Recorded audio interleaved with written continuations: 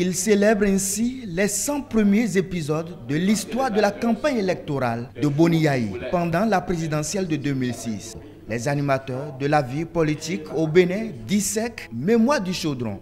Une narration de Tirbus Adagbe, ex-conseiller à la communication de l'ancien chef de l'État, Thomas Boni Yayi.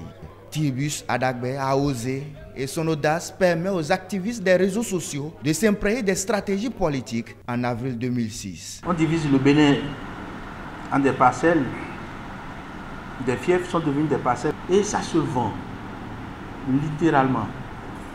Et les reports de voix se faisant à 90%, si vous êtes candidat et que vous n'avez pas ces grands électeurs, ces marchands électoraux avec vous, c'est difficile de devenir quelque chose. Entre un jeu et jeu, on voit tout ce qui peut intervenir. Alors on parle de Ali Oudou, on va aller voir Séverin Adjovi.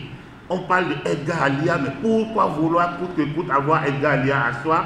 Je pense que l'auteur même était surpris de l'obsession de Boni Yayi à avoir Edgar Alia à lui. Et donc, pour le lecteur lambda, rien qu'à lire les différents épisodes, on sait que l'auteur sait de quoi il parle. Si vous faites le bilan de tous ceux qui ont été élus depuis 1991, il y a eu toujours chez le gagnant une sorte de symbole qu'il représente dans le cœur des Béninois. C'est-à-dire qu'il y a eu des contrées qui se sont rassemblés autour de lui, des gens d'horizons complètement différents, mais qui ont pu l'avoir comme consensus, comme point de ralliement.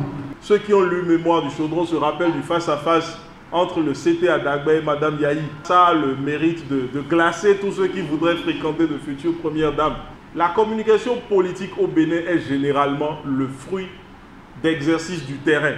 Je pense qu'il y a beaucoup de choses qui sont faites au fur et à mesure que les informations arrivent. En 132 000 mots, l'ancien proche de Boni Yayi a vendu la mèche par l'entremise d'un forum WhatsApp dénommé Breaking News. Reste à savoir si Tirbus Adagbe aura le courage de transcrire ses 100 premiers numéros dans un document écrit.